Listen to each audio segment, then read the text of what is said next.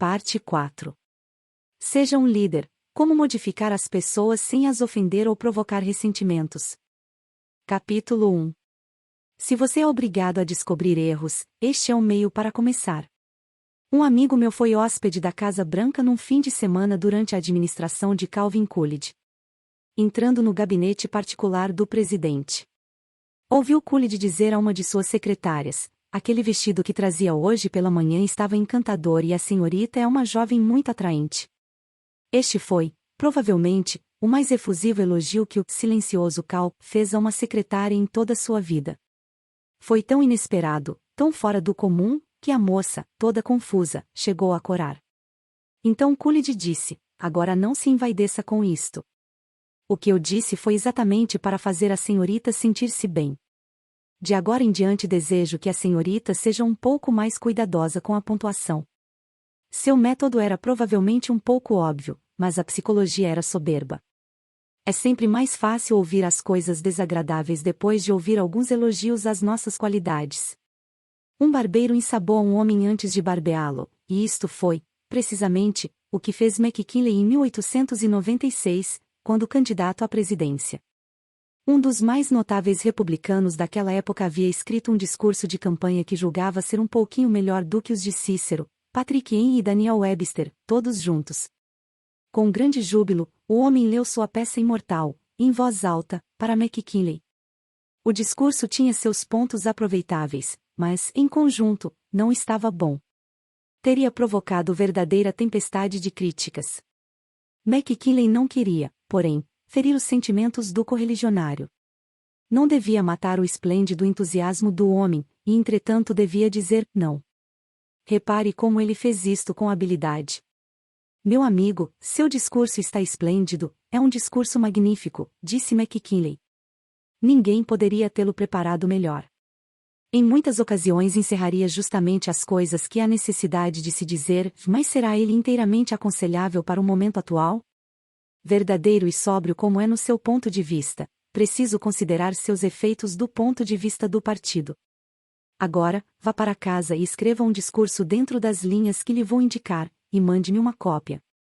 Ele fez exatamente isto. McKinley passou traços de lápis azul e o ajudou a reescrever seu segundo discurso, e ele se transformou num dos mais eficientes oradores da campanha. Aqui está a segunda mais notável carta que Abraham Lincoln escreveu em sua vida. Sua carta mais notável foi a que escreveu à senhora XBY, expressando-lhe condolências pela morte dos seus 5 filhos, nas batalhas da Guerra Civil. Lincoln provavelmente escreveu esta carta em 5 minutos, entretanto, ela foi vendida, num leilão público em 1926, por $12.000. E, diga-se de passagem, tal soma representa mais dinheiro do que Lincoln pôde juntar em meio século de penoso trabalho. O documento é datado de 26 de abril de 1863, escrito, pois, durante o mais negro período da Guerra Civil. Por 18 meses os generais de Lincoln vinham conduzindo os exércitos da União de uma fragorosa derrota para outra. Nada mais que uma fútil e estúpida carnificina humana. A nação estava horrorizada. Milhares de soldados desertavam, e mesmo os membros republicanos do Senado estavam revoltados e queriam forçar a saída de Lincoln da Casa Branca. Estamos agora à beira da destruição, disse Lincoln. Parece-me que mesmo o Todo-Poderoso está contra nós. Penso, com dificuldade, divisar um raio de esperança. Tal foi o período de negros presságios e de caos em que esta carta foi escrita. Vou reproduzi-la aqui com o fito de mostrar como Lincoln procurou modificar um turbulento general quando o próprio destino da nação podia depender da atuação desse militar. Esta é talvez a carta mais enérgica que Abe Lincoln escreveu depois que se tornou presidente e, entretanto, você notará que ele elogiou o general Walker antes de lhe falar sobre suas graves faltas. Sim, havia graves faltas, mas Lincoln não tratou delas, foi mais cauteloso, mais diplomata. Lincoln escreveu: existem algumas coisas sobre as quais não estou inteiramente satisfeito com o senhor. Falar com tato e diplomacia. Eis a carta que foi enviada ao Major-General Walker. Eu o coloquei na chefia do exército do Potomac. Naturalmente tomei tal deliberação por motivos que me parecem inconscientes, entretanto, penso que é melhor levar ao seu conhecimento que existem algumas coisas sobre as quais não estou inteiramente satisfeito com o senhor. Julgo um soldado capaz e bravo, e que, naturalmente, admiro. Acredito também que não alia a política à sua profissão, que procede com muito acerto. Tem confiança em si mesmo, que constitui uma valiosa, se não indispensável qualidade. É ambicioso, o que, dentro dos limites do razoável, traz mais bem do que mal. Penso, porém, que durante o comando do general Burcídio o senhor se aconselhou com a sua ambição ou atrapalhou quanto pôde, no que incidiu num grande erro para com o país e para com um dos mais notáveis e honrados irmãos de armas. Ouvi, de tal maneira que acreditei, que recentemente o senhor dissera que tanto o exército como o governo necessitavam de um ditador. Por certo, não foi por isso, mas apesar disso, que lhe dei o comando. Apenas os generais que obtêm sucessos podem tornar-se ditadores. O que agora estou exigindo do senhor são vitórias militares e então arriscarei a ditadura. O governo o apoiará até o extremo de suas possibilidades, que é, aliás, não é nada mais nem menos do que tem feito com todos os comandantes. Tenho muito receio de que o espírito que o senhor procurou infundir no seio do exército, criticar comandante e retirar-lhe a confiança, se vire agora contra senhor. Eu o apoiarei, tanto quanto possível, para eliminar tal espírito. Nem o senhor nem Napoleão, se ainda vivesse, poderiam obter qualquer coisa de bom de um exército enquanto nele prevalecesse tal espírito. Agora, acautele-se com as precipitações, mas, com a energia e cuidado absoluto, vá para diante, dê-nos vitórias. Você não é um Coolidge, um McKinley ou um Lincoln quer saber se esta filosofia o ajudará nos contatos comerciais diários, não quer. Vejamos. Tomemos o caso de W.P. Gall. Da Vark Company, de Filadélfia. O Sr. Gall é cidadão comum como você e eu. Fez parte de um dos cursos que dei na Filadélfia e relatou este incidente em uma das palestras realizadas perante a classe. A Vark Company empreitou a construção de um grande e completo edifício em Filadélfia, dentro do prazo especificado. Corria tudo de acordo com o traçado, o prédio estava quase terminado quando, inesperadamente, o subcontratante, que fazia trabalho ornamental de bronze que ficaria na parte externa do edifício, declarou que não podia fazer a entrega na data combinada. Como? O edifício todo estava pronto. Pesada multa. Enormes prejuízos. E tudo por causa de um homem. Chamados telefonicos de grande distância. Argumentos. Conversações calorosas. Tudo em vão. O Sr. Gall foi então mandado a Nova York, para arrancar o leão de bronze da sua caverna. O senhor sabe que é o único homem em Brooklyn que tem o seu nome? Perguntou o Sr. Gall ao entrar no escritório do presidente. Este ficou surpreso. Não sabia disso. Bem, disse o Sr. Gall, ao saltar do trem esta manhã, procurei um livro de telefones para achar o endereço, e o senhor é o único homem em Brooklyn, na lista telefônica, com o seu nome. Nunca soube disto, disse o presidente. Examinou a lista telefônica com interesse. Bem, é um nome pouco comum, retrucou orgulhosamente. Minha família veio da Holanda e estabeleceu-se em Nova York há quase 200 anos. Continuou a falar sobre a sua família e antepassados durante alguns minutos. Quando terminou, o Sr. Gall o cumprimentou pela grande fundição que possuía, comparando-a, favoravelmente, com várias outras que visitará. É uma das mais aciadas e bonitas fundições de artigos de bronze que já vi, disse Gall. Tenho passado a minha vida melhorando este negócio, disse o presidente, e cada vez mais me orgulho dele. Gostaria de visitar a fundição?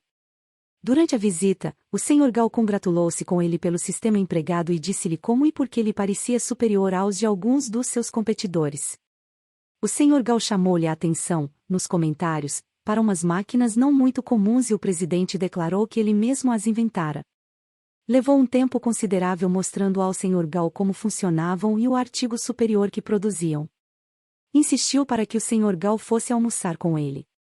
Até esta altura, note bem, nenhuma palavra foi dita sobre o verdadeiro propósito da visita do Sr. Gall. Depois do almoço, o presidente disse: cuidemos agora dos negócios. Naturalmente sei por que o senhor se acha aqui. Não esperava que nosso encontro fosse tão agradável. Pode regressar a Filadélfia com a minha promessa de que o material será aprontado e embarcado, mesmo que outras encomendas tenham de ser proteladas. O Sr. Gal conseguiu tudo o que queria sem nada pedir. O material chegou a tempo, e o prédio ficou pronto no dia em que expirava o prazo do contrato. Teria isto acontecido se o Sr. Gal tivesse empregado o método da violência e da dinamite geralmente usado em ocasiões como estas? Dorothy Wróblewski, gerente de agência do Fort Monmouth, Nova Jersey, Federal Credit Union, contou, numa de nossas classes, como conseguiu ajudar uma de suas funcionárias no sentido de torná-la mais produtiva. Recentemente, contratamos uma jovem para treinar no caixa. Seu relacionamento com nossos clientes era exemplar. Era cuidadosa e eficiente ao lidar com transações pessoais. Surgiu um problema ao final do dia, à hora de se fazer o balancete. O chefe de caixa procurou-me e pediu rudemente que eu despedisse aquela moça. Ela está atrapalhando todo mundo, porque é lenta demais para fazer balancete. Mostrei a ela mais de uma vez como se devia proceder, mas simplesmente não aprende. Mande-a embora. No dia seguinte, observei-a trabalhando nos contatos diários e normais com clientes, sempre com rapidez e precisão. Ademais, mostrava-se extremamente agradável. Não demorou para que eu percebesse o que a perturbava no balancete. Depois que o escritório fechou, procurei-a para conversar. Estava nervosa e aborrecida. Elogiei-a por ser tão gentil e simpática com os clientes e cumprimentei-a pela precisão e velocidade naquela fase do trabalho. Sugeri em seguida uma revisão do procedimento que adotamos para fazer o balanço do caixa. Tão logo ela constatou que merecia minha confiança, aceitou minhas sugestões e em pouco tempo dominou aquela função. Desde então nunca mais tivemos problemas com ela. Começar com o elogio equivale ao dentista iniciar seu trabalho com novocaína. O paciente ainda receia, mas o anestésico é tiro e queda, nada de dor. Um líder deve empregar o princípio 1. Comece com um elogio e uma apreciação sincera. Capítulo 2. Como criticar e não ser odiado. Certo dia passeava Charles Schwab por uma de suas fundições de aço, ao meio-dia, quando viu alguns dos operários fumando. Exatamente sobre suas cabeças havia um aviso que dizia: proibido fumar. Apontou Schwab para o aviso e disse: não sabem ler? Oh, não. Um outro faria isto, mas não Schwab. Dirigiu-se aos homens, deu um charuto a cada um e disse: eu gostaria, rapazes, que vocês fossem fumar estes charutos do lado de fora. Os empregados compreenderam que Schwab os havia visto infringindo o regulamento e o ficaram estimando porque nada dissera sobre a falta, dera-lhes um pequeno presente e fizera com que todos se sentissem importantes. Podiam deixar de querer bem a um homem como este? E você? John Vanamaker empregava a mesma técnica. Costumava dar diariamente uma volta pela sua grande loja, em Filadélfia. Certa feita, viu uma freguesa esperando num balcão. Ninguém lhe dava a menor atenção. O pessoal das vendas? Estava num grupo, lá na extremidade do balcão, rindo e falando uns com os outros. Vanamaker não disse uma palavra. Calmamente foi para trás do balcão, mostrou à freguesa tudo quanto ela desejava ver, depois levou os artigos adquiridos à seção encarregada de fazer embrulhos e prosseguiu seu caminho. Com frequência os oficiais públicos são criticados por não serem acessíveis aos seus constituintes. São homens ocupados, a culpa, às vezes, é de assistentes superprotetores que não querem que muitas visitas sobrecarreguem seus chefes. Cal Longford, que fora prefeito de Orlando, Flórida, a terra do mundo de Disney, durante muitos anos, com frequência advertia seu pessoal para não barrarem as pessoas que o procurassem.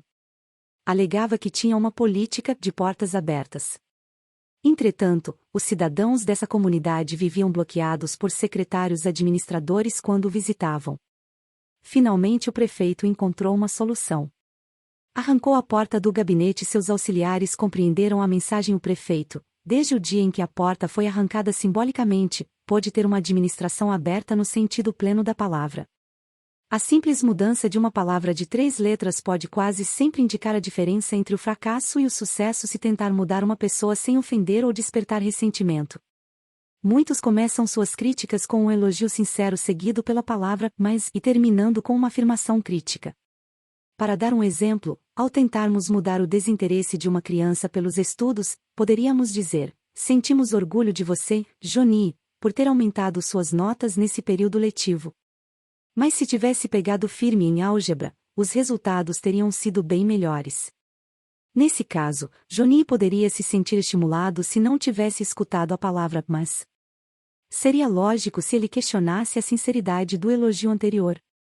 Para ele, elogio parecia ser uma técnica que levava à inferência crítica do fracasso. A confiança seria distorcida, e, provavelmente, não atingiríamos nossos objetivos de mudar a atitude de Johnny para com seus estudos. Isto poderia ser facilmente superado mudando-se a palavra mas por e. Sentimos orgulho de você, Johnny, por ter aumentado suas notas nesse período letivo, e se der continuidade aos mesmos esforços conscienciosos no próximo ano, sua nota em álgebra poderá subir como as outras. Desse modo, Johnny poderia aceitar um elogio, porque a seguir não lhe apontariam nenhum fracasso. Teríamos chamado a atenção indiretamente para o comportamento que gostaríamos de ver mudado e, provavelmente, ele passaria a viver segundo as nossas expectativas. Chamar indiretamente a atenção para os erros cometidos surte um efeito maravilhoso em pessoas sensíveis, capazes de se ressentirem com a crítica direta. Marge Jacob, de Woonsocket, Rhode Island, contou a uma de nossas classes de que maneira tinha convencido alguns pedreiros desleixados, que faziam uma reforma em sua casa, a ser mais cuidadosos e organizados. No primeiro dia de trabalho, quando a senhora Jacob voltou do trabalho, notou que havia pedaços de madeira espalhados pelo jardim. Não desejava indispor-se com os pedreiros, já que não tinha nenhuma queixa em relação ao serviço que vinham fazendo. Assim, depois que eles se foram, ela e as crianças recolheram os pedaços e os empilharam num canto. Na manhã seguinte, chamou o contramestre e disse: "Fiquei muito satisfeita com o jardim ontem à noite, é sempre bom fazer uma limpeza e, depois, não irrita os vizinhos." Daquele dia em diante, os pedreiros recolheram e empilharam num canto os restos de madeira, e a cada dia o contramestre passava os olhos pelo jardim para se certificar de que estava em ordem. Um dos pontos mais controvertidos entre os membros das reservas do Exército e os reservistas é o corte de cabelo. Os reservistas consideram-se civis, o que são na maior parte do tempo, e não se conformam de precisarem manter curto o cabelo. O sargento-ajudante Harley Kaiser, da 542 graus Usar School, abordou este problema enquanto estava trabalhando com um grupo de oficiais não comissionados de reserva. Como sargento-ajudante há muito no exército, seu comportamento esperado talvez fosse gritar com as tropas e ameaçá-las. Mas, ao contrário, preferiu tocar no ponto apenas indiretamente. Os senhores, começou, são comandantes. Se comandarem através de exemplo, obterão melhores resultados. Os senhores deverão ser um exemplo para os seus comandados. Sem dúvida não ignoram o que diz o regulamento do exército sobre o corte de cabelo. Hoje eu vou cortar o meu, embora esteja mais curto que o dos senhores. Olhem-se no espelho e, se pressentirem que o corte de cabelo será um bom exemplo, arranjaremos um horário para que visitem a barbearia do posto. O resultado foi o que se esperava. Vários dos candidatos olharam-se no espelho e foram à barbearia naquela tarde, onde receberam um corte regulamentar. O sargento Kaiser comentou, na manhã seguinte, que já podia ver o desenvolvimento das qualidades de liderança em alguns dos membros do esquadrão. No dia 8 de março de 1887, morreu o eloquente Henry Ward Beecher. No domingo seguinte, Lima Abbott foi convidado para falar no púlpito que ficará vago com o falecimento de Beecher. Ansioso por obter o maior êxito, escreveu, e poliu seu sermão com os meticulosos cuidados de um Flaubert. Leu-o depois para a esposa. O sermão era fraco, como a maioria dos discursos escritos. Sua esposa podia ter-lhe dito, se tivesse menos juízo: "Lima, está horrível. Não o pronuncie nunca. Você vai fazer o público dormir." É erudito como uma enciclopédia. Devia fazer uma coisa melhor, após haver pregado durante tantos anos. E, pelo amor de Deus, por que não fala como um ser humano? Por que não age de um modo natural? Você vai inutilizar-se se ler esta bobagem. Isto é o que ela podia ter dito. E, se o tivesse feito, sabe você o que teria acontecido? Ela sabia também. Assim, apenas observou que o sermão daria um excelente artigo para a North American Review. Em outras palavras, ela o elogiou e, ao mesmo tempo, sutilmente, sugeriu que não o pronunciasse como um sermão. Lima Abbott aceitou a sugestão, rasgou o sermão cuidadosamente preparado, e falou no púlpito de improviso, sem sequer se utilizar de notas. Uma maneira eficaz de corrigir os erros alheios é o Princípio 2. Chame indiretamente a atenção sobre os erros alheios. Capítulo 3. Fale primeiro sobre seus próprios erros. Alguns anos atrás, minha sobrinha, Josephine Carnegie, deixou sua casa em Kansas City e veio para Nova York a fim de ser minha secretária. Tinha 19 anos, e fazia 3 que se diplomara numa escola secundária e sua experiência em negócios era um pouco maior que 0. Hoje é uma das mais perfeitas secretárias a oeste do Suez, mas, no começo, ela era suscetível de melhorar. Um dia, quando ia censurá-la, disse para mim mesmo: espere um minuto, Dale Carnegie, que espere um pouco. Você é 2 vezes mais velho que Josephine, possui 10.000 vezes mais experiência em negócios. Como pode você, sinceramente, esperar que ela tenha seu ponto de vista, seu discernimento, sua iniciativa, mesmo medíocres como são? E, apenas mais um minuto, Dale, que fazia você aos 19 anos? Lembra-se das tolices, dos grandes erros que cometeu? Lembra-se da vez que fez isto e aquilo. Depois de pensar sobre o assunto, sincera e imparcialmente, cheguei à conclusão de que a média obtida por Josephine aos 19 anos era superior à que eu obtivera, e que, sinto confessar, nem sequer estava dando a Josephine congratulações por isso. Desde então, quando queria chamar a atenção de Josephine para um erro, costumava começar assim: você se enganou, Josephine, mas, Deus o sabe, seu erro não foi maior do que os erros que tenho cometido. Você não nasceu sabendo. Isto vem com a experiência, e você faz melhor do que eu na sua idade. Tenho sido culpado de tantas coisas estúpidas, imbecis mesmo, que sinto pouca inclinação para censurá-la ou a outra pessoa qualquer. Mas não acha que seria mais acertado ter feito isso de tal forma, assim?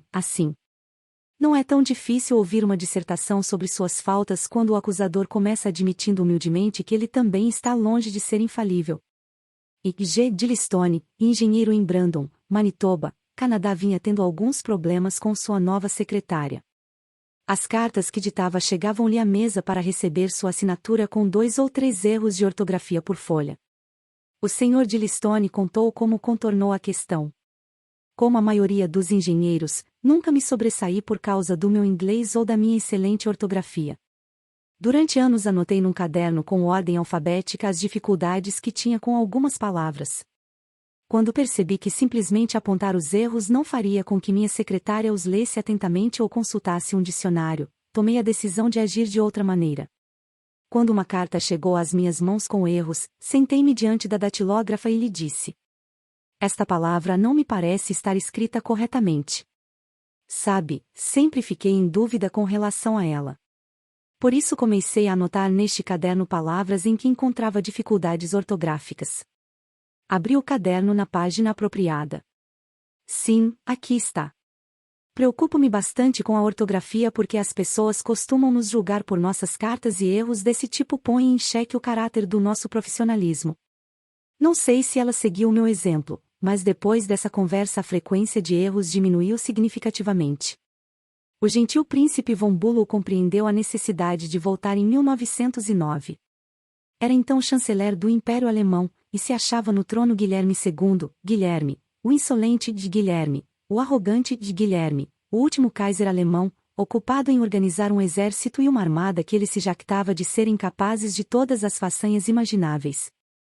Aconteceu uma coisa surpreendente: o Kaiser disse coisas incríveis, coisas que abalaram o continente e iniciaram uma série de explosões ouvidas em todo o mundo.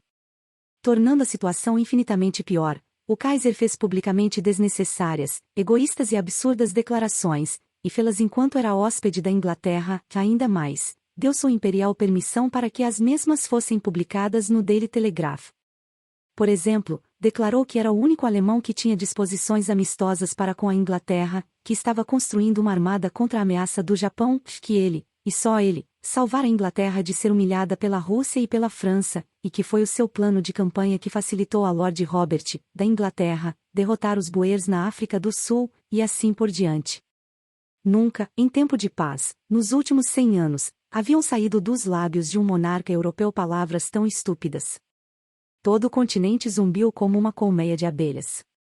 A Inglaterra ficou exasperada. Os estadistas alemães, estupefatos.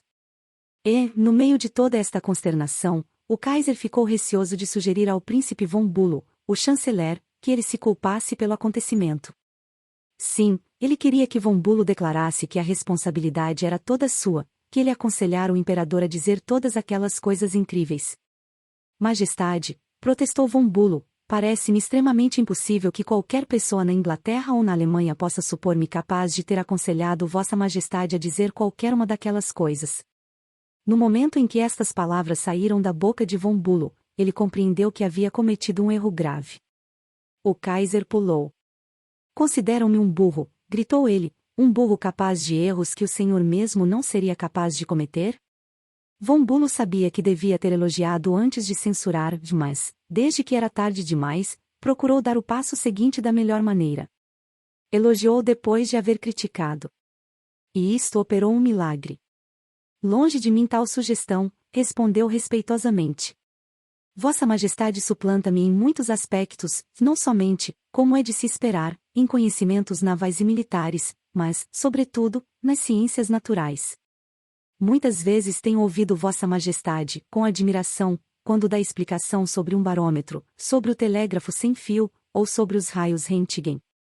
Sou vergonhosamente ignorante em todos os ramos das ciências naturais, não tenho noções de química ou física, e sou quase incapaz de dar uma explicação dos fenômenos naturais. Mas, prosseguiu Bülow, em compensação possuo alguns conhecimentos históricos e talvez certas qualidades de uso na política, especialmente na diplomacia. O Kaiser envaideceu-se, von Bülow o havia elogiado. Von Bülow o exaltou e humilhou-se. O Kaiser pôde perdoar tudo depois disto.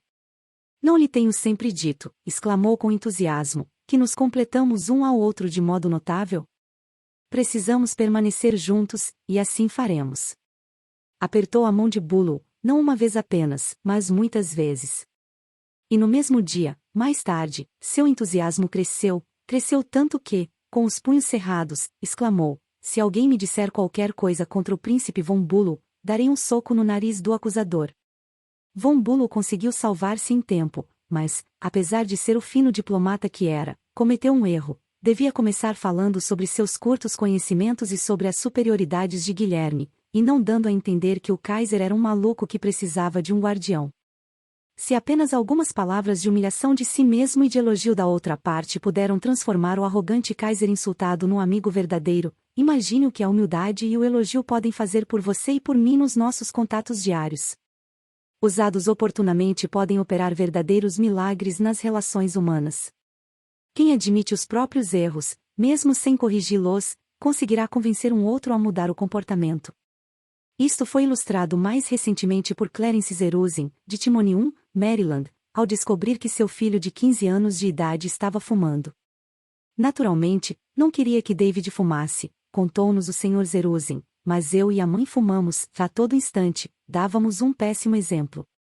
Expliquei a David que tinha começado a fumar mais ou menos na idade dele e que o fumo tinha tirado de mim muita coisa, mas que agora parecia-me impossível parar. Procurei lembrá-lo que minhas tosses eram irritantes e que ele mesmo, anos atrás, pedirá-me para desistir dos cigarros. Não o aconselhei a parar imediatamente, nem o ameacei de alguma maneira ou adverti dos sérios riscos. Tudo o que fiz foi mostrar que eu vivia escravizado aos cigarros e o que isso significava. Ele pensou um pouco nisso e resolveu que não fumaria até concluir o colegial. À medida que os anos foram passando, David nunca pegou num cigarro e não tem intenção de fazê-lo. Como resultado daquela nossa conversa, eu mesmo decidi parar e, com o apoio da minha família, o consegui. Um bom líder segue-o. Princípio 3. Fale de seus próprios erros antes de criticar os das outras pessoas. Capítulo 4. Ninguém gosta de receber ordens. Certa vez tive o prazer de jantar com a senhorita Ida Tarbell, a deã dos biógrafos americanos. Quando lhe disse que estava escrevendo este livro, começamos a discutir o importantíssimo assunto de lidar com as pessoas. Declarou-me que, enquanto estava escrevendo a biografia de Owen D. Young, entrevistou um homem que passará 3 anos no mesmo escritório do Sr. Young.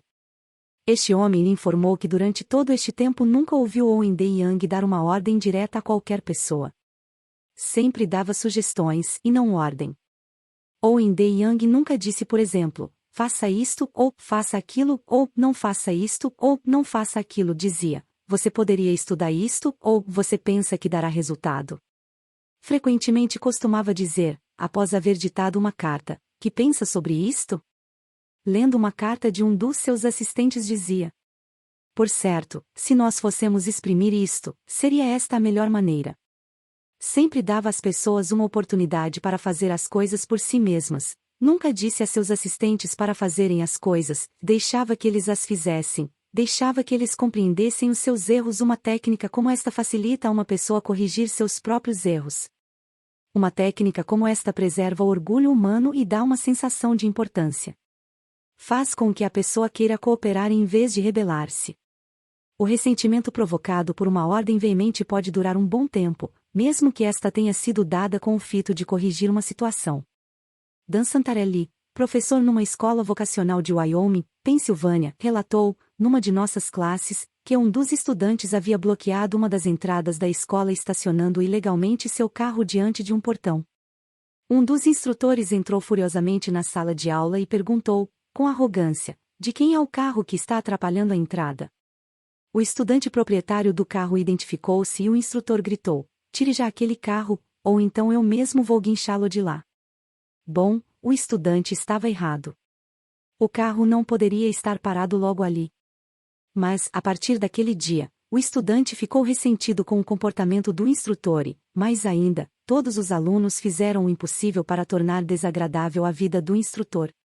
De que outra maneira se poderia resolver a situação?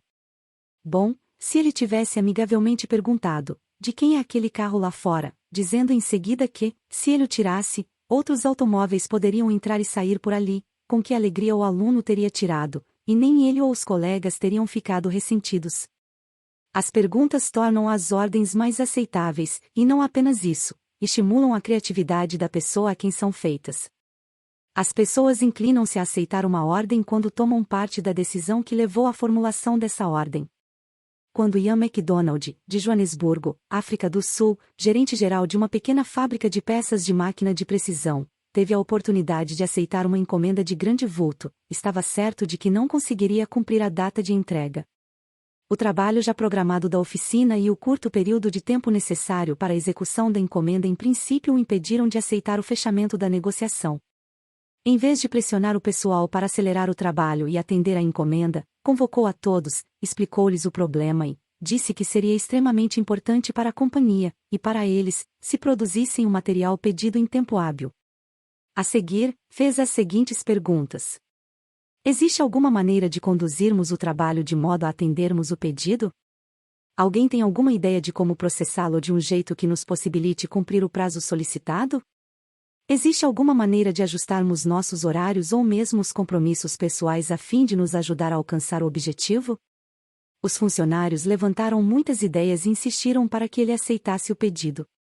Eles assumiram a atitude, podemos fazê-lo, e a encomenda então foi aceita, produzida e entregue dentro do prazo. Um líder eficiente utilizará o Princípio 4. Faça perguntas em vez de dar ordens. Capítulo 5. Evite envergonhar as outras pessoas. Anos atrás a General Electric Company deparou-se com a dedicada missão de remover Charles Saint-Amans da chefia de um departamento. Saint-Amans, um gênio de primeira grandeza quando se tratava de eletricidade, era uma negação como chefe do departamento de cálculos. Entretanto a companhia não queria melindrar o homem. Ele lhe era indispensável, e altamente sensível. Por isso lhe deu um novo título. A direção fez dele engenheiro consultor da General Electric Company, um novo título para o trabalho que já vinha realizando, e colocou outra pessoa na chefia do departamento. Saint-Amans sentiu-se feliz. Também se sentiram felizes os diretores da AG, e jeitosamente manobraram sua estrela mais caprichosa, e o fizeram com diplomacia, deixando que ele se envergonhasse. Evite envergonhar as pessoas. Quão importante, quão vitalmente importante é isto. E com poucos de nós já nos detivemos a pensar sobre tal coisa. Cavalgamos furiosamente sobre os sentimentos dos outros, prosseguindo em nosso caminho, descobrindo faltas, fazendo ameaças, criticando uma criança ou um empregado diante de outros, sem mesmo considerar que ferimos a vaidade alheia. Entretanto, a meditação de poucos minutos, uma ou duas palavras consideradas, uma verdadeira compreensão humana e dá uma sensação de importância. Faz com que a pessoa queira cooperar em vez de rebelar-se.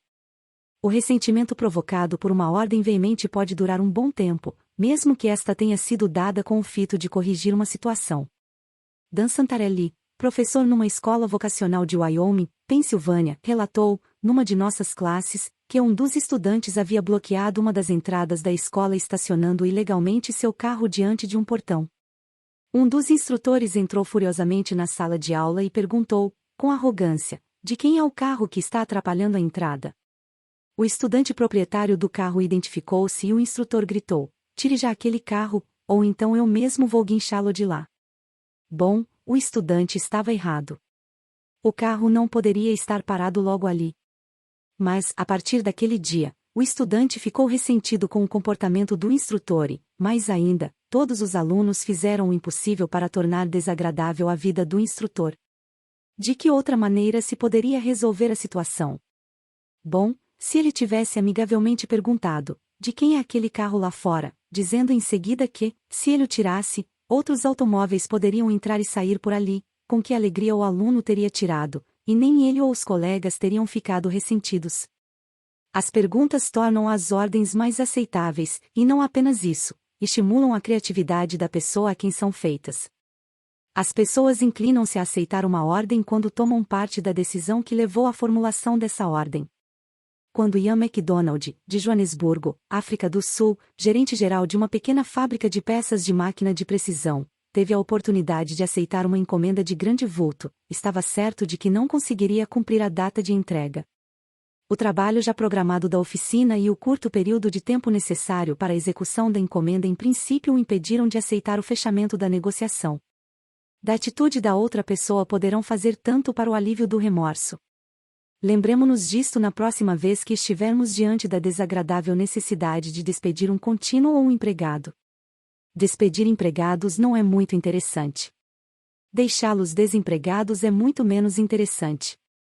Estou citando agora trecho de uma carta que me escreveu Marshall A. Granger, contador público formado. Nosso negócio é as mais das vezes de estação. Por conseguinte temos que deixar uma porção de homens ir-se em março. Tornou-se proverbial em nossa profissão que ninguém gosta de manejar o cutelo. Assim é que se desenvolveu o costume de liquidar o assunto do modo mais breve possível, mais ou menos da seguinte maneira: sente-se, Sr. Smith. Como o senhor sabe, a estação está terminada e não vemos em que mais aproveitá-lo. Mas, evidentemente, o senhor sabia que o emprego era apenas para a fase trabalhosa da estação, etc. Isto tinha o efeito de fazer com que os homens se sentissem desiludidos e vítimas de desprezo. A maioria deles estava no ramo de contabilidade para o resto da vida e não nutria, depois de tal procedimento, nenhuma dedicação particular pela firma que os havia despedido com tanta naturalidade. Resolvi, recentemente, dispensar os nossos empregados provisórios com um pouco mais de tato e consideração. Assim, só chamo cada homem depois de considerar cuidadosamente o trabalho feito durante o inverno. E tenho me externado mais ou menos assim: Sr. Smith, sei que deu conta do recado, se, de fato, deu. Desempenhou muito bem a sua incumbência quando o enviamos a Newark. Viu-se numa situação difícil, mas saiu-se bem. Venceu galhardamente e faço questão de que o senhor saiba que nossa firma se orgulha de seu serviço. O senhor tem qualidades, e irá para frente, onde quer que trabalhe. Nossa firma tem a certeza disto e fará votos pelo seu sucesso. Não queremos que se esqueça disto. Que mulheres são emocionais demais para assumirem cargos tão importantes. Fiz meu relatório resumidamente e afirmei que, devido a erro, faria um novo estudo antes da próxima reunião. Sentei-me e esperei a explosão do diretor. Em vez disso, porém, agradeceu-me pelo trabalho realizado e disse ser normal cometer um erro num projeto novo e que confiava que a nova pesquisa resultaria correta e significativa para a companhia. Garantiu-me, ante todos os meus colegas, que tinha fé em mim e que sabia que eu tinha dado de mim o melhor, que a falta de experiência e não a falta de capacidade havia sido a causa do erro. Saí da reunião de cabeça erguida e decidida a jamais tornar a desapontá-lo. Mesmo que estejamos certos e a outra pessoa definitivamente errada, ao envergonhá-la simplesmente lhe destruímos o ego. O pioneiro da legendária aviação francesa e autor de romances, Antoine de Saint-Exupéry, escreveu: "Não tenho o direito de dizer ou de fazer qualquer coisa que humilhe o homem diante de si mesmo. O que importa não é o que penso dele, mas o que ele pensa de si mesmo. Ferir a dignidade de um homem é cometer um crime. Um verdadeiro líder sempre seguirá-o." Princípio 5. Não envergonhe as outras pessoas. Capítulo 6. Como estimular as pessoas para o sucesso. Pat Barlow era um velho amigo meu. Pat fazia um ato variado com cachorros e cavalos e passou toda a vida viajando com circos e companhias de vaudevilles. Era um prazer para mim ver Pat treinando novos cachorros para sua apresentação. No momento exato em que o cãozinho fazia o menor progresso, Pat afagava-o, dava-lhe comida e cercava tudo de uma grande auréola de sucesso. Nisto, aliás, nada há de novo. Treinadores de animais vêm usando a mesma técnica há séculos. Fico verdadeiramente admirado porque não empregamos técnica idêntica, o mesmo senso prático quando tentamos modificar as pessoas. O processo usado para os cães não daria resultado na sua aplicação humana? Por que não usar o alimento ao invés do chicote? Por que não usar o elogio, o estímulo, em lugar da censura, da condenação? Elogiemos mesmo os menores progressos. Isto fará com que a pessoa continue melhorando cada vez mais. No seu livro Primeiro Intimate, Baby, bate um M.O. e Gotti, "Não sou grande coisa, mas sou tudo o que pude", o psicólogo G. Slayer comenta: "O elogio é como a luz do sol para o ardente espírito humano, sem ele, não florescemos e crescemos mas, enquanto muitos de nós estamos preparados para soprar contra os outros o frio vento da crítica, de algum modo relutamos a dar ao próximo o aquecedor raio de sol do elogio a 8 e ponto." Olho para a rainha vida pregressa e posso ver em que momentos umas poucas palavras elogiosas bastaram para transformar a minha vida até aqui. Você não pode dizer o mesmo a respeito da sua vida? A história está repleta de ilustrações surpreendentes da feitiçaria do elogio. Por exemplo, há meio século passado, trabalhava numa fábrica, em Nápoles, um menino de 10 anos. Desejava ser cantor, mas seu primeiro professor o desencorajou: "Você não pode cantar. Ademais, não tem voz. Quando canta parece o sibilar do vento nas venezianas." Mas sua mãe, uma pobre camponesa, enlaçou-o com os braços, elogiou-o e disse-lhe que sabia que ele podia cantar. Descobriu seu progresso, e chegou a andar descalça para economizar dinheiro com o fito de pagar suas lições de canto. O incentivo desta mãe camponesa e o seu encorajamento mudaram inteiramente a vida do filho. Você por certo já ouviu falar dele. Chamava-se Caruso e tornou-se o maior cantor de ópera de sua época. Nos primeiros anos do século XIX, em Londres, um rapazola sonhava ser um escritor. Mas tudo parecia conspirar contra seu desejo. Não pôde permanecer na escola mais de 4 anos. Seu pai foi encarcerado por não poder saldar seus débitos, e o nosso rapazola, por vezes, experimentou as agruras da fome. Finalmente, conseguiu um emprego. Para pregar rótulos em potes de graxa, num armazém infeto e cheio de ratos, dormia, com mais 2 outros companheiros, num quarto de atmosfera irrespirável, quase junto à tesoura que sustentava o telhado, nas águas furtadas de um dos cortiços de Londres. Tinha tão pouca confiança em sua habilidade no escrever que, durante a noite, foi às escondidas colocar no correio seu primeiro manuscrito, para que ninguém risse dele. Contos após contos foram recusados. Finalmente chegou o grande dia. Um conto foi aceito. Não recebeu R$ 1 pelo mesmo, mas o editor o elogiou, deu-lhe consideração. Ficou tão contente que vagou pelas ruas com as lágrimas correndo pela face. O elogio, o incentivo que recebeu por ver um conto seu no prelo, mudou toda a sua carreira, e, não fosse isto, talvez passasse toda a vida naquele infeto armazém, pregando rótulos. Por certo já ouviu falar deste rapaz, muitas vezes. Seu nome era Charles Dickens. Há meio século passado, um outro rapaz, também em Londres, estava trabalhando como caixeiro de uma casa de secos e molhados. Tinha que levantar-se às 5 da manhã, varrer todo o estabelecimento e, como um escravo, trabalhar diariamente 14 horas. Isto o aborrecia e o rapaz sentia verdadeira revolta. Depois de 2 anos, não pôde mais suportar. Levantou-se uma manhã e, sem esperar sequer o café, percorreu 15 milhas a pé para falar com a sua genitora que trabalhava como arrumadeira numa casa particular. Estava furioso. Discutiu com ela. Chorou. Jurou que se mataria se fosse obrigado a permanecer por mais tempo naquela casa comercial. Escreveu, então, uma longa e patética carta ao seu antigo professor, dizendo-lhe que estava desiludido, que não sentia mais vontade de viver. O velho mestre mandou-lhe algumas palavras de incentivo, afirmou-lhe que ele era muito inteligente e tinha vocação para coisas mais elevadas.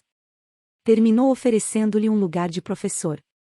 O elogio mudou inteiramente o futuro deste rapaz e conseguiu torná-lo uma das grandes figuras da literatura inglesa. O caixeiro de secos e molhados, transformado, escreveu desde então inúmeros livros e ganhou mais de US$ 1 milhão com a pena. Por certo, também já ouviu falar dele. Seu nome é H. G. Wells. Elogiar, mas não criticar, este é o conceito básico dos ensinamentos de B. F. Skinner. Esse grande psicólogo contemporâneo demonstrou, através de experimentos com animais e seres humanos, que, quando se diminui a crítica e se enfatiza contos foram recusados. Finalmente chegou o grande dia. Um conto foi aceito. Não recebeu R$ 1 pelo mesmo, mas o editor o elogiou, deu-lhe consideração. Ficou tão contente que vagou pelas ruas com as lágrimas correndo pela face. O elogio, o incentivo que recebeu por ver um conto seu no prelo, mudou toda a sua carreira, e, não fosse isto, talvez passasse toda a vida naquele infeto armazém, pregando rótulos. Por certo já ouviu falar deste rapaz, muitas vezes. Seu nome era Charles Dickens. Há meio século passado, um outro rapaz, também em Londres, estava trabalhando como caixeiro de uma casa de secos e molhados. Tinha que levantar-se às 5 da manhã, varrer todo o estabelecimento e, como um escravo, trabalhar diariamente 14 horas. Isto o aborrecia e o rapaz sentia verdadeira revolta. Depois de 2 anos, não pôde mais suportar. Levantou-se uma manhã e, sem esperar sequer o café, percorreu 15 milhas a pé para falar com a sua genitora que trabalhava como arrumadeira numa casa particular. Estava furioso. Discutiu com ela. Chorou. Jurou que se mataria se fosse obrigado a permanecer por mais tempo naquela casa comercial. Escreveu, então, uma longa e patética carta ao seu antigo professor, dizendo-lhe que estava desiludido, que não sentia mais vontade de viver. O velho mestre mandou-lhe algumas palavras de incentivo, afirmou-lhe que ele era muito inteligente e tinha vocação para coisas mais elevadas. Terminou oferecendo-lhe um lugar de professor. O elogio mudou inteiramente o futuro deste rapaz e conseguiu torná-lo uma das grandes figuras da literatura inglesa. O caixeiro de secos e molhados, transformado, escreveu desde então inúmeros livros e ganhou mais de US$ 1 milhão com a pena. Por certo, também já ouviu falar dele. Seu nome é H. G. Wells. Elogiar, mas não criticar, este é o conceito básico dos ensinamentos de B. F. Skinner. Esse grande psicólogo contemporâneo demonstrou, através de experimentos com animais e seres humanos, que, quando se diminui a crítica e se enfatiza o elogio, as coisas boas que as pessoas fazem recebem reforço e as coisas más são atrofiadas por falta de atenção. John Ringelspalg, de Rocky Mount, Carolina do Norte, usava esse ensinamento ao lidar com crianças. Ao que parecia, como acontece em tantas famílias, a forma principal de comunicação empregada pela mãe e pelo pai era o grito. E, como em tantos casos, a cada sessão as crianças pioravam em vez de melhorar, o mesmo sucedia com os pais. Parecia não haver fim à vista para tal problema. O Sr. Ringelspalg decidiu empregar alguns dos princípios que vinha aprendendo no nosso curso para resolver essa situação.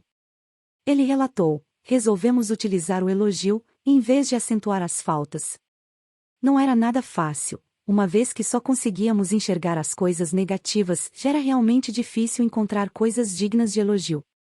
Conseguimos encontrar algumas e, no primeiro ou no segundo dia, deixaram de fazer algumas das coisas mais desagradáveis. Logo, algumas de suas faltas desapareceram. Começaram a se concentrar nos elogios que lhes fazíamos. Chegaram mesmo a se empenhar em fazer coisas corretas. Ninguém pôde acreditar. Naturalmente, isso não durou para sempre, mas a norma de comportamento alcançada após o nivelamento das ações mostrou-se bem melhor. Abandonamos as reações que tínhamos. As crianças praticavam mais ações boas que más. Tudo isso resultou do elogio ao menor sinal de desenvolvimento das crianças, e não da crítica enfática aos erros. Essa atitude obtém resultados também no âmbito do trabalho. Keith Roper, de Woodland Hills, Califórnia, aplicou tal princípio a uma situação na sua empresa. Chegou-lhe às mãos um trabalho de estamparia de qualidade excepcional. O trabalho fora realizado por um impressor que vinha encontrando dificuldade de se adaptar ao sistema da companhia, visto que tinha sido contratado recentemente. O seu supervisor aborreceu-se com o que considerou uma atitude negativa e pensou seriamente em dispensá-lo. Claras, o indivíduo humano vive dentro dos seus limites. Possui poderes de várias espécies que, habitualmente, deixa de usar. Sim, você que está lendo estas linhas possui poderes de várias espécies que habitualmente deixa de usar, e um destes poderes que você com certeza não usa como devia, é a mágica habilidade de elogiar as pessoas, incentivando-as com a compreensão das suas possibilidades latentes. Com a crítica, a capacidade declina, com o estímulo, floresce. Para você se tornar um líder eficiente, aplique-o. Princípio 6. Elogie o menor progresso e também cada novo progresso. Seja caloroso em sua aprovação e generoso em seu elogio. Capítulo 7. Dê ao cachorro um bom nome. O que é que você faz quando o homem que vinha se mostrando um bom funcionário começa a relaxar no trabalho? Você pode despedi-lo, mas isso não adiantará muito. Pode chamar a sua atenção, mas isso com frequência causará ressentimento. Henry Henke, encarregado do serviço de uma grande vendedora de caminhões em Lowell, Indiana, tinha um mecânico cujo trabalho vinha decaindo em qualidade a ponto de se tornar insatisfatório. Em lugar de chamar-lhe a atenção ou ameaçá-lo, o Sr. Henke chamou-o ao escritório e conversou com ele francamente. Bill, disse, você é ótimo mecânico. Tem trabalhado nesse ramo há muitos anos. Já consertou muitos veículos e recebeu até elogios dos clientes. De fato, nós só podemos elogiar o seu trabalho em todos esses anos. Ultimamente, porém, você tem demorado mais tempo para terminar um determinado trabalho e a qualidade, comparada à sua experiência anterior, deixa a desejar. Como, no passado, você se destacou entre os demais mecânicos, eu pensei que gostaria de saber o que penso da atual situação, e talvez juntos possamos encontrar uma maneira de corrigir esse problema. Bill respondeu que não tinha percebido essa queda de qualidade, afirmou que o trabalho que vinha fazendo não estava além das suas capacidades, e que, no futuro, procuraria melhorar. Foi o que ele fez. Naturalmente que sim. De novo tornou-se o melhor mecânico da firma. Com a reputação prestigiada pelo Sr. Henke, que outra coisa faria ele se não manter um nível de qualidade semelhante ao do passado? O homem médio, dizia Samuel Valklein, então presidente da Baldwin Locomotive Works, pode ser dirigido prontamente se merecer consideração, e se você demonstrar que o considera devido a alguma espécie de habilidade. Em suma, se você quer aumentar a capacidade de uma pessoa num determinado ponto, haja como se este traço particular fosse já uma das suas características marcantes. Shakespeare disse, finja uma virtude, se não a tiver. E pode ser bom fingir e declarar abertamente que a outra parte tem a virtude que você deseja ver desenvolvida nela. Crie-lhe uma fina reputação para zelar, e ela fará esforços prodigiosos para não o ver desiludido a seu respeito. Georgette Leblanc, no seu livro Souvenirs, My Life with Maeterlinck, descreve a rápida transformação de uma humilde Cinderela belga. Certa empregadinha de um hotel da vizinhança trazia-me as refeições, escreve ela. Ela era chamada Maria, a lavadeira de pratos, porque havia iniciado sua carreira como ajudante do lavador de louças da cozinha. Era uma espécie de monstro, vesga, cambaia, pobre de corpo e de alma. Um dia, enquanto segurava meu prato de macarrão com suas mãos avermelhadas, disse-lhe diretamente: Maria, você não sabe que tesouro existe dentro de você. Habituada a reprimir suas emoções, Maria esperou alguns momentos, não ousando arriscar o menor gesto pelo receio de uma catástrofe. Pôs então o prato sobre a mesa e disse ingenuamente: Madame, nunca acreditaria nisto. Ela não duvidava, não fez uma pergunta. Simplesmente voltou para a cozinha e repetiu o que eu dissera, e tal foi a força de sua fé que ninguém se riu dela. Deste dia em diante, mereceu mesmo uma certa consideração. A mais curiosa mudança ocorreu com a própria humilde Maria. Acreditando que era um tabernáculo de desconhecidas maravilhas, começou a cuidar de sua fisionomia com tanto desvelo que ela, que mendigava jovialidade, parecia cheia de viço, e, modestamente, escondia sua simplicidade. 2 meses mais tarde, comunicou-me seu próximo casamento com o sobrinho do chefe. Vou tornar-me uma senhora, disse e agradeceu-me. Uma simples frase mudou-lhe inteiramente a vida. Georgette Leblanc deu a Maria, a lavadeira de pratos, uma reputação para zelar, e esta reputação a transformou. Bill Parker, representante de vendas de uma companhia alimentícia de Daytona Beach, Flórida, estava muito entusiasmado com a nova linha de produtos recentemente introduzida no mercado, mas também bastante contrariado, porque o gerente de um importante supermercado tinha desistido de comprar esses produtos. Bill ruminou durante o dia inteiro sobre a recusa e decidiu, antes de ir para casa, voltar ao supermercado e tentar de novo convencer o gerente. Jack, começou, depois que conversei com você, hoje pela manhã, dei-me conta de que não, lhe apresentei todo o quadro da nossa nova linha de produtos. Gostaria de lhe falar sobre alguns pontos que esqueci de mencionar. Respeito o fato de vocês estarem sempre dispostos a nos dar atenção e serem bastante fortes e capazes de mudar de ideia quando os fatos justificam uma mudança. Você acha que Jack negou-se a ouvi-lo? Não, porque havia aquela reputação para manter viva. Certa manhã, o Dr. Martin Fitzhugh, dentista de Dublin, Irlanda, ficou chocado com uma cliente quando esta lhe disse que o porta-copos de metal que ela usava para lavar a boca não estava limpo. Com efeito, a paciente usava o copo de papel, não o porta-copos, mas certamente não era profissional manter um equipamento embaçado e sujo. Quando a cliente se foi, o Dr. Fitzhugh entrou no escritório e escreveu um bilhete a Bridge, a mulher da limpeza que trabalhava no consultório 2 vezes por semana. Ele escreveu o seguinte: Minha cara Bridge, vejo-a tão pouco, que decidi parar um instante e agradecer-lhe pelo excelente serviço de limpeza que vem fazendo. A propósito, penso que 2 horas de serviço, 2 vezes por semana, são um tempo insuficiente. Desse modo, se quiser fazer uma meia hora extra de vez em quando, esteja à vontade, principalmente se achar necessidade de limpar pequenas coisas, como por exemplo polir o porta-copos e assim por diante. Naturalmente eu a pagarei por essa meia hora extra. No dia seguinte, quando cheguei ao consultório, relatou o Dr. Fitzhugh, minha escrivaninha estava brilhando, minha cadeira estava brilhando, a ponto de quase escorregar ao sentar-me nela. O próprio porta-copos de metal brilhava como nunca. Eu havia dado à mulher da limpeza uma reputação que ela precisava manter, e, devido a esse pequeno gesto, ela acentuou todos os seus esforços passados. Quanto tempo mais ela empregou para fazê-lo? Exatamente, nenhum. Há um antigo provérbio: dê a um cachorro um mau nome e aprecie as tristes consequências. Dele, porém, um bom nome e veja o que acontece. A senhora Ruth Hopkins, uma professora do 4º ano colegial no Brooklyn, Nova York, no primeiro dia de aula olhou a lista de alunos, cheia de alegria e de entusiasmo por iniciar um novo período letivo.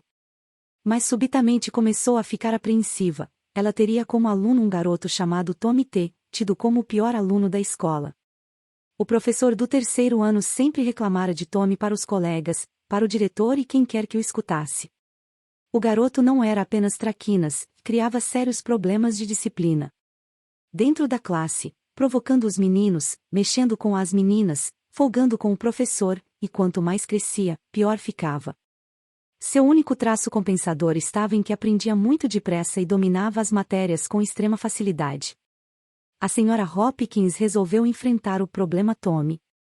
Cumprimentou os novos alunos e fez alguns comentários sobre eles. Rose, que vestido bonito você está usando. Alice, ouvi dizer que você anda desenhando muito bem. Quando chegou a vez de Tommy, olhou-o bem dentro dos olhos e disse: Tommy, contaram-me que você é um líder nato. Vou precisar da sua ajuda para fazer desta a melhor classe do ano. Procurou reforçar esse aspecto nos primeiros dias de aula, elogiando tudo o que ele fazia e deixando-o saber que o julgava um bom aluno. Com essa reputação construída pouco a pouco, até mesmo um garoto de 9 anos de idade não a decepcionaria, e foi assim que ele agiu. Se quiser desempenhar otimamente o difícil papel da liderança e mudar a atitude ou o comportamento dos outros, utilize-o. Princípio 7. Proporcione a outra pessoa uma boa reputação para ela zelar. Capítulo 8. Faça o erro parecer fácil de corrigir. Um amigo meu, solteiro, com cerca de 40 anos de idade, ficou noivo. Sua futura esposa o convenceu de que devia tomar algumas tardias lições de dança. Deus sabia que eu necessitava de umas lições de dança, confessou ao narrar o seu caso, pois eu dançava exatamente como fazia quando dancei pela primeira vez, há 20 anos passados. A primeira professora que tomei, provavelmente me disse a verdade. Declarou que eu estava todo errado, devia esquecer tudo e começar de novo. Mas isto não me agradou, não tive incentivo para continuar. Assim, abandonei-a. A outra professora devia estar mentindo, gostei do que disse. Declarou sem cerimônia que a minha dança estava talvez um pouco fora de moda, mas os passos estavam certos, e assegurou-me que eu não teria dificuldade alguma em aprender alguns passos novos. A primeira professora desanimou-me mostrando todos os meus erros.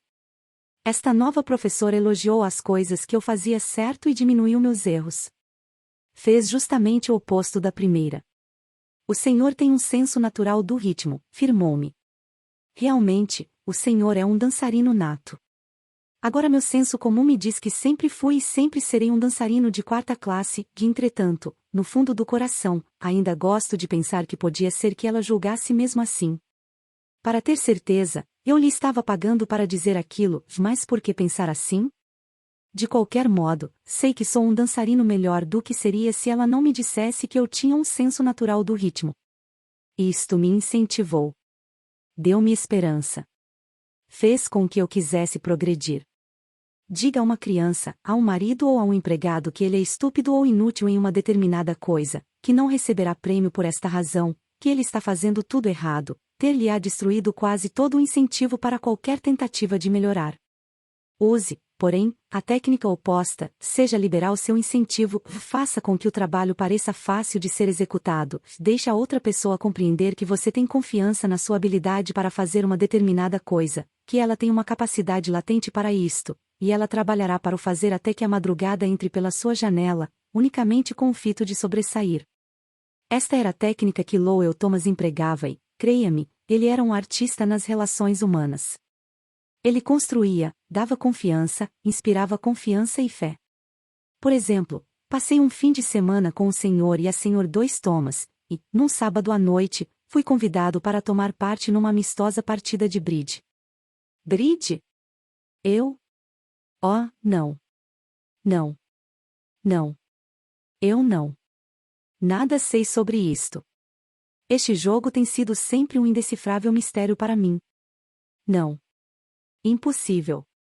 Por quê, Dali? Afinal de contas não há nenhum mistério, replicou Lowell. Nada é preciso no bridge exceto memória e raciocínio. Você uma vez escreveu um capítulo sobre memória. Bridge será fácil para você. Facílimo mesmo. E imediatamente, quase antes de compreender o que estava fazendo, encontrei-me, pela primeira vez, numa mesa de bridge.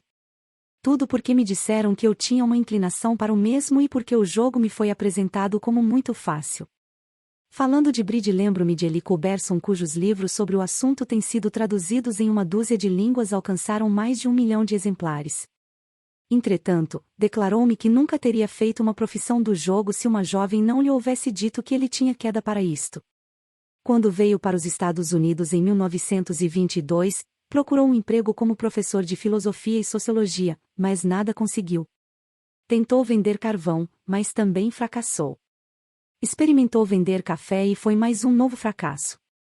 Nunca lhe ocorrerá, até então, ensinar bridge. Ele não era apenas um mau jogador, mas também muito rude. Fazia muitas perguntas e viu, por muitos exames posteriores, que ninguém queria jogar com ele. Conheceu então uma encantadora professora de bridge, Josephine Dillon. Enamorou-se dela e casou-se. Ela observou o cuidado com que ele analisava suas cartas e convenceu-o de que era um gênio numa mesa de cartas. Foi apenas este incentivo e somente este, disse-me Culberson, que o levou a fazer do bridge uma profissão. Clarence M. Jones, um dos instrutores do nosso curso, em Cincinnati, Ohio, contou como o incentivo e o fato de fazer o erro parecer fácil de corrigir, mudaram completamente a vida do seu filho. Em 1970, meu filho David, então com 15 anos de idade, veio para Cincinnati morar comigo. Em 1958, ele sofrerá um acidente automobilístico que o deixará com uma grande deformação na cabeça e com uma cicatriz que se estendia pela testa. Em 1960, divorciei-me de minha esposa e ele se mudou com a mãe para Dallas, no Texas. Até os 15 anos, frequentou as aulas de um curso especial numa escola de Dallas. Talvez por causa da cicatriz, os administradores da escola concluíram que ele tinha uma lesão cerebral que o impedia de aprender normalmente. Estava 2 anos atrasado em relação ao grupo de meninos da idade dele. Estava no 7º ano, mas não sabia ainda a tabuada, fazia somas contando nos dedos e mal conseguia ler. Havia um aspecto positivo. Adorava mexer em aparelhos de rádio e de televisão. Queria ser um técnico de televisão. Eu o estimulei e disse-lhe que precisaria da matemática para exercer essa profissão. Resolvi ajudá-lo a dominar a matéria.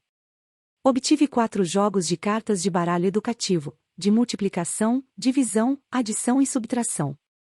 À medida que jogávamos, colocávamos as respostas certas num monte de descarte. Quando David errava uma, eu lhe dava a resposta certa e colocava a carta no monte de repetição, até que passamos por todas as cartas. A cada acerto, eu lhe fazia grandes elogios, principalmente nas cartas em que ele tinha errado anteriormente.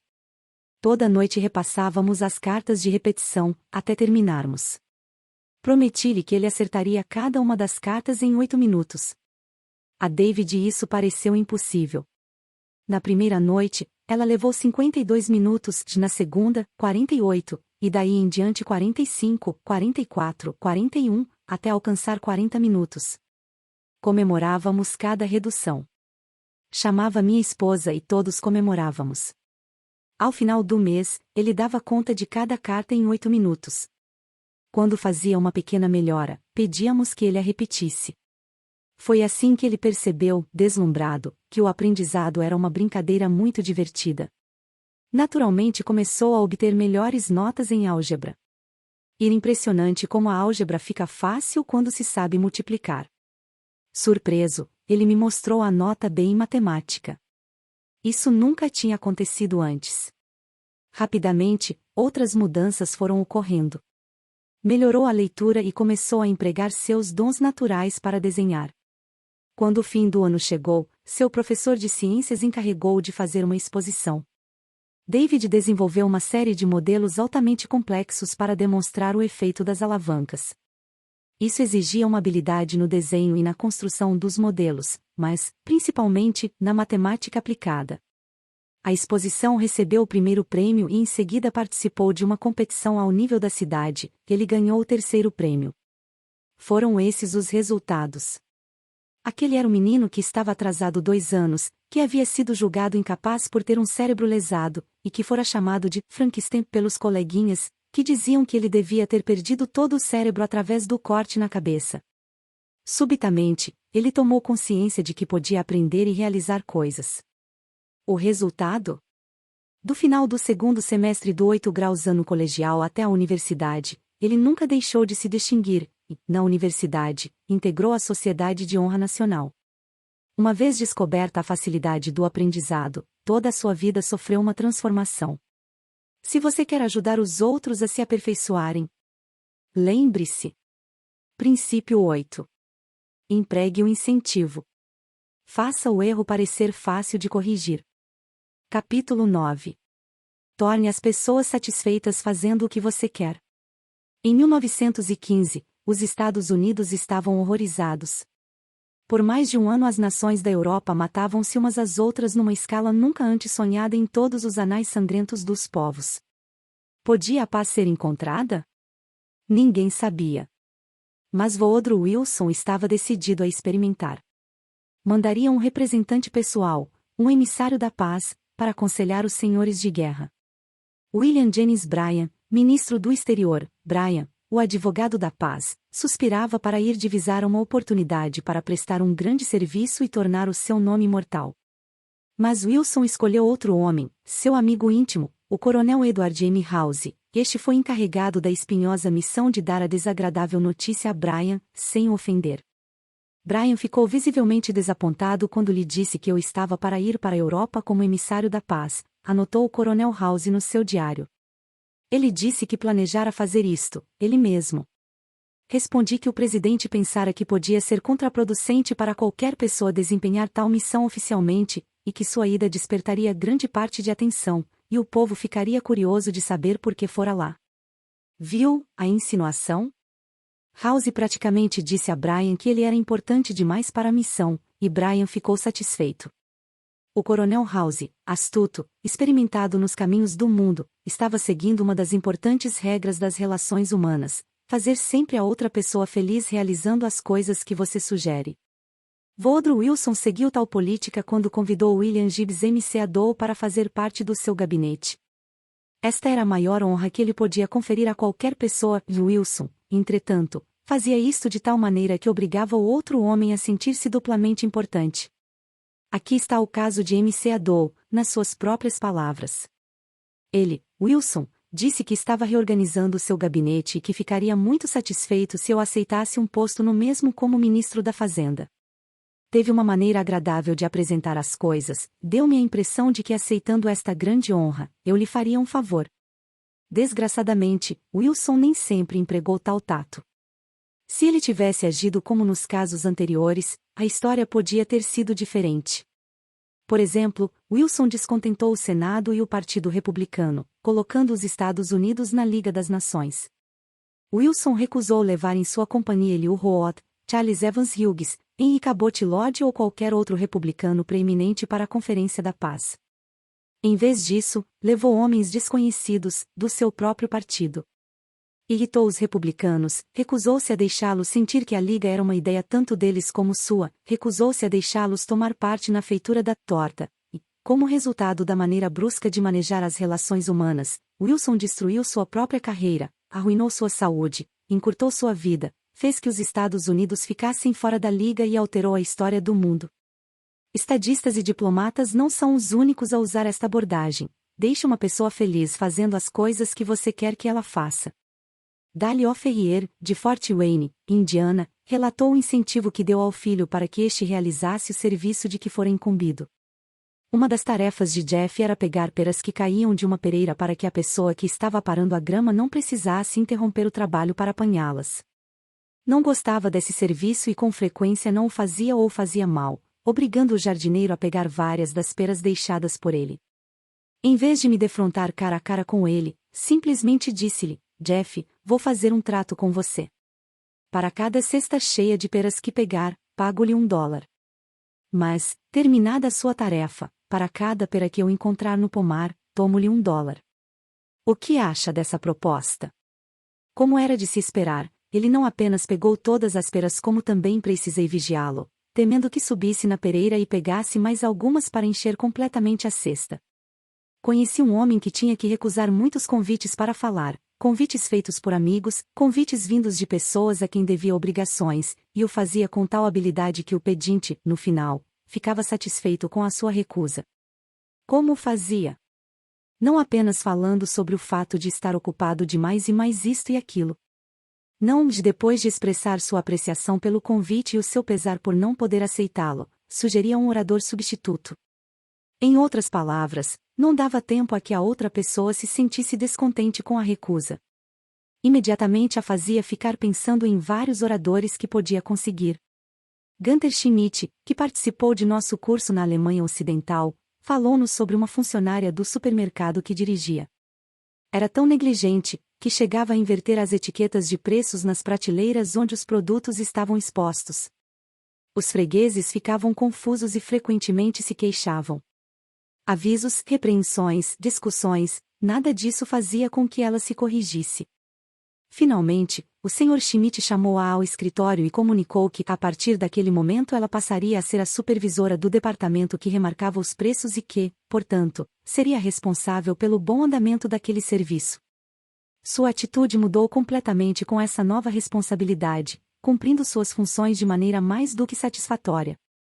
Criancice? Talvez. Mas foi isso que disseram de Napoleão quando criou a Legião de Honra e distribuiu 15.000 cruzes aos seus soldados, Promoveu 18 dos seus generais a marechais de França e chamou suas tropas de o Grande Exército.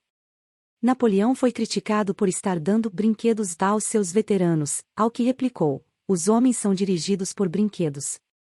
A técnica de atribuir títulos e autoridade surtiu efeito para Napoleão e surtirá também para você.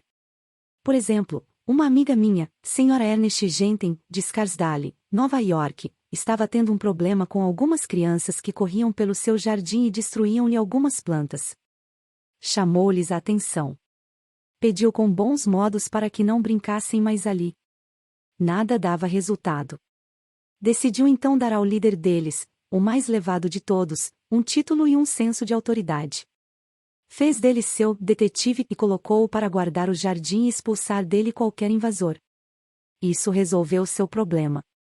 O detetive acendeu uma fogueira no quintal, aqueceu uma barra de ferro no fogo e ameaçou todos os meninos que ousassem pisar no jardim, dizendo-lhes que os deixaria marcados como um animal. O líder eficiente deve manter em mente o seguinte roteiro, caso tenha a intenção de modificar atitudes ou comportamentos.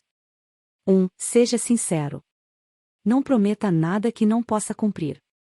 Esqueça-se dos benefícios a seu próprio favor e concentre-se nos benefícios dos demais. 2. Saiba exatamente o que deseja que a outra pessoa faça. 3. Seja simpático. Pergunte a si mesmo o que a outra pessoa realmente deseja. 4. Reflita sobre os benefícios que a outra pessoa receberá fazendo o que você sugere. 5. Faça com que esses benefícios venham ao encontro dos desejos da outra pessoa. 6. Quando der sua ordem, formule-a de modo que a outra pessoa entenda como benéfica para ela. Podemos dar uma ordem lacônica como esta: John, alguns clientes virão amanhã e será conveniente que o depósito das mercadorias esteja limpo. Limpe-o, empilhe as mercadorias nas estantes e passe um pano no balcão. Mas podemos expressar a mesma ideia mostrando a John os benefícios de realizar a tarefa com rapidez. John, nós temos um serviço que precisa ser feito imediatamente. Se o fizermos agora, mais tarde não vamos nos preocupar com ele. Amanhã vou trazer uns clientes para mostrar as vantagens que temos a oferecer. Penso em lhes mostrar o depósito, mas ele está em desordem. Se você puder limpá-lo, empilhar direitinho as mercadorias nas estantes e lustrar o balcão.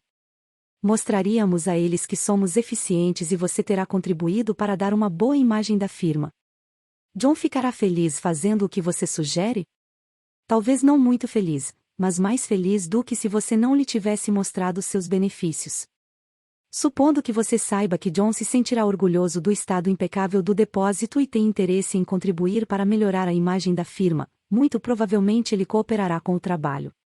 Um fator importante terá sido mencionar que o serviço precisaria ser feito de qualquer forma, mas que, fazendo-o naquele momento, não seria preciso preocupar-se com ele mais tarde. É ingenuidade acreditar que as pessoas reagirão sempre favoravelmente a tais abordagens, mas a experiência mostra que com esses princípios é possível mudar mais atitudes, e se você aumentar a sua probabilidade de sucesso em apenas 10%, você se tornará 10% mais eficiente como um líder, e esse será o seu benefício. Há mais chances das pessoas fazerem o que você quer quando emprega-o. Princípio 9. Faça a outra pessoa sentir-se satisfeita fazendo o que você sugere. Resumo. Seja um líder. O trabalho de um líder geralmente inclui a modificação das atitudes e do comportamento das pessoas. Eis algumas sugestões para conseguir isso. Princípio 1. Comece com um elogio e uma apreciação sincera.